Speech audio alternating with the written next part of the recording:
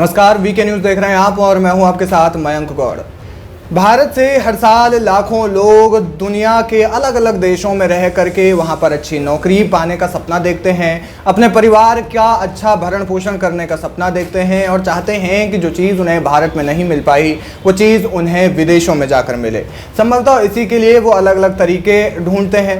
जो संपन्न घर के लोग होते हैं वो तो भेज देते हैं, जैसे कनाडा, यूएस, रशिया और भी तमाम देशों में भेजे जाते हैं। लेकिन जो परिवार इतना कुछ अफोर्ड नहीं कर सकते, वहाँ के जब युवा ये सपना देखते हैं तो फिर वो इसके लिए डंकी रूट चुनते हैं। डंकी रूट यानी कि अवैध रास्ते।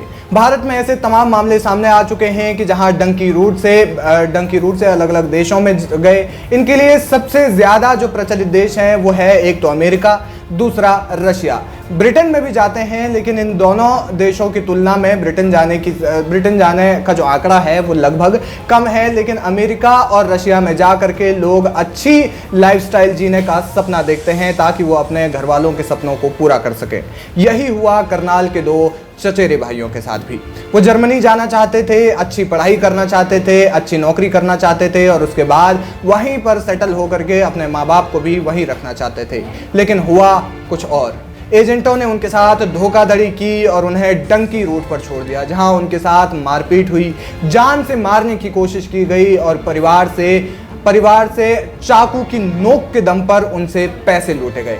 हम आपको जो खबर बता रहे हैं, आपको बता दें कि हरियाणा के मुकेश और सनी, जिनकी उम्र 21 और 24 साल है, उन युवकों में से एक जो रूस में इस वक्त फंसे हुए हैं। दोनों ने दावा किया है कि रूस और बेलारूस की सीमा पर रूसी जंगल के शिविरों में 200 से ज़्यादा लोग ऐसे फंसे हुए हैं जहां पर वो भी फंसे हुए थे, जिनमें ज़्यादातर दक्षिण एशिया के लोग हैं। उन्होंने दावा किया कि उन सभी लोगों को इमिग्रेशन एजेंट्स धोखाधड़ी से वहाँ ले गए और उन्हें रूसी सेना में शामिल होने के लिए मजबूर करते हैं। हाल फिलहाल में ये खबर भी आई थी कि रूसी सेना में जबरन भारतीय नागरिकों की भर्ती की जा रही है और इसी का ये उदाहरण है। पहले उन्हें जर्मनी जाने का वादा किया जाता है, उसके बाद उन्हें धोखे से बैंकॉक ले जाया जाता है और कहते हैं कि अच्छे होटल में नौकरी दिलाएंगे, यहीं पर जो उनकी लाइफ है वो भी सेटल करवाएंगे। लेकिन उसके बाद बैंकॉक नहीं बल्कि धोखे से उन्हें बेलारूस लेके जाया जाता है।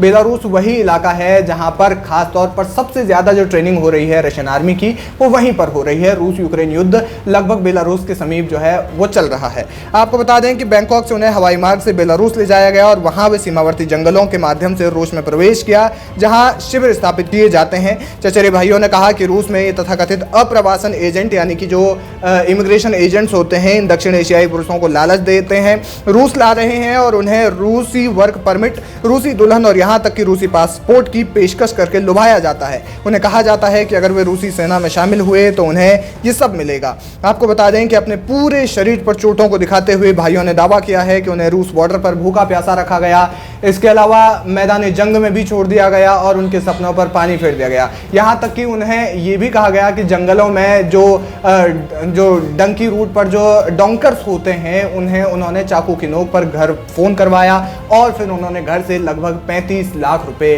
की मांग की और यही 35 लाख रुपए जो है वो उन्होंने वसूल लिए। उनके साथ धोखाधड़ी हुई और अब जो है वो कई दिनों के बाद उन्हें भारत के लिए भेज दिया गया है, भारत निर्वासित कर दिया गया है। ऐसी तमाम जो स्टोरीज है वो देश भर में ऐसी हैं, बल्कि दुनिया भर में है। भारत ही नहीं बल्कि पाकिस्तान के भी हज़ारों लोग जो है वो डंकी रूट्स के ज़रिए ऐसे अपने सपनों को पूरा करने के लिए डंकी रूट चुनते हैं। डंकी रूट चुनना उनकी मजबूरी नहीं है बल्कि वो फंसते हैं ऐसे रास्तों में क्योंकि एजेंट्स उन्हें लुभाते हैं, लुभावने वादे करते हैं और बड़े बड़े सपने दिखाते हैं। जाहिर है कि जब युवा पहले से ही अच्छी ज़िंदगी जीने का सपना देख रहा हो तो फिर ऐसे जब सपने इमिग्रेंट्स जो एजेंट्स होते हैं वो जब दिखाते हैं तो फिर उनके मन में ये सपने जो है घर करने लगते हैं और अपने परिवार की बेहतरी की कोशिश करने लगते हैं ताकि उनकी आने वाली नस्लें भी बेहतर हो सके। फिलहाल जिस तरीके से ये खबर आ रही है और इसके बाद उन्होंने बताया कि 200 से ज़्यादा लोग इस तरीके से फंसे हुए हैं जो ना आ सकते हैं और ना जा सकते हैं। ऐसी ही तमाम कहानियां हैं और करनाल के ये जो दो युवक हैं इनके कहानी पर आप क्या कुछ कहना चाहते हैं हमें कमेंट करके जरूर बताएं। वीके न्यूज़, राष्ट्र के नाम।